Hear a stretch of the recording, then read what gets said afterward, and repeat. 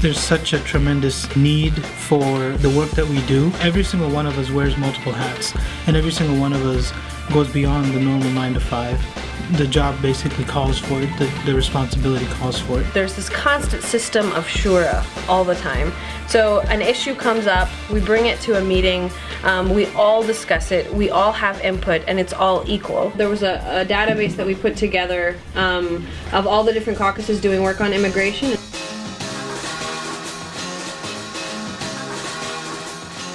One of the things that I love the most and most proud about is the Young Leaders Summit. It takes young Muslims to the heart of politics and show them firsthand how practical and easy and approachable it is to be engaging with the system to create change. 25 young Muslim Americans, college and graduate students, went from sitting on the sidelines and thinking that government was something that was distant and removed and didn't care about them, to being in the seat of power and being able to see them engage with some of the, the senior policymakers in the White House. That was really the highlight of my year, by creating opportunities for them that their parents and their grandparents would never have had, that can open people's eyes, open their minds, and get them really motivated to do something in their local communities when they go back home.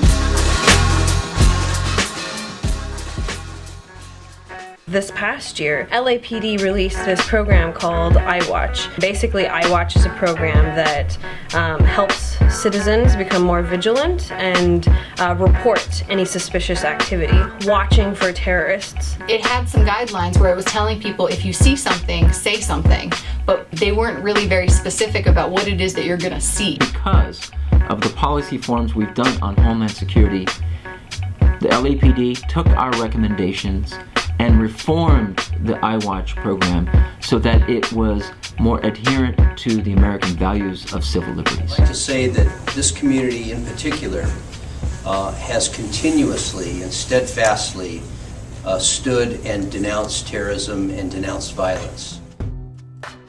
This Sharia recruitment tower that is placed at Ground Zero it's a recruiting tool to bring people into the Muslim faith. This year, we were able to have an interfaith press conference regarding Park 51. The language used by some to oppose the building of the Park 51 Center and other centers across the nation is divisive and un-American. This was the first time any organization put a press conference like this together, getting support from interfaith leaders, all supporting religious freedom.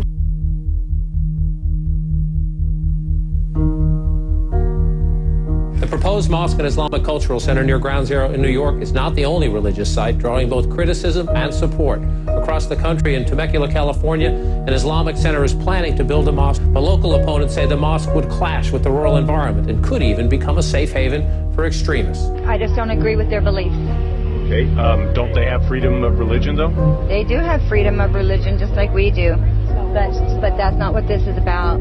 When our problem started about a year ago, opposition from different backgrounds, mainly religious, zealous, and extremists in the community, they start to oppose and circulate rumors and stereotypes, information to discredit our Islamic Center and our leadership. People were ready to bring dogs to demonstrate against the Muslim community there. MPAC was very effective in reaching out to us and giving some guidance through Dr. Hathoud and Brother Salam al-Muriati. We worked with the leadership of that mosque and we delivered that message that Islam and Muslims are a positive, integral part of American pluralism. That message helped the situation in Temecula to convert hearts and minds in the people there.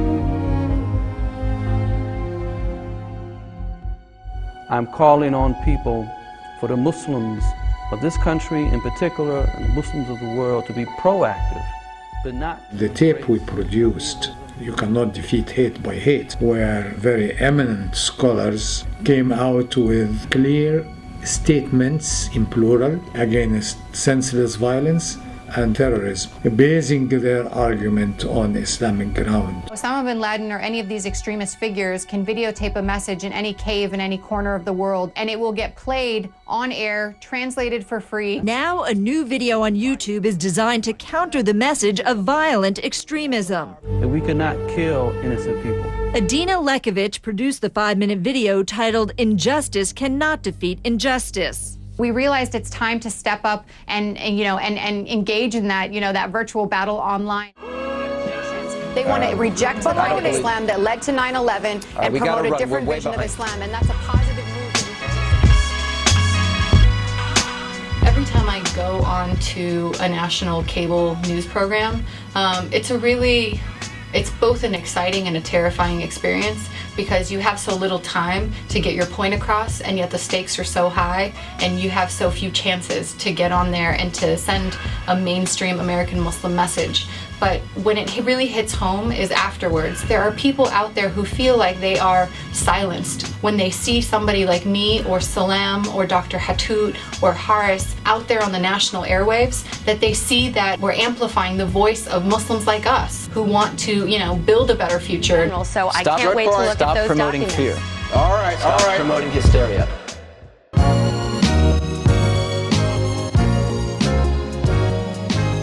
Being an independent organization that does not accept help from overseas, it means that we are so dependent on what people who believe in the validity of what we are doing will offer to MPAC. We never have enough money to do the work that we need to do. The level of interest that people have in our work and in getting our input and our analysis on issues, it's always growing. And yet, we're growing in a much slower rate than the demands that, that dictate our work. And every dollar that you contribute will result in more programs, in making this a better America for yourselves and for your children and for your grandchildren. Muslims in America should never forget, success is measured by how many hearts and minds we win. You are part of MPAC, and it's a cause for justice, mercy, compassion, for making Islam and Muslims a positive, integral part of American society.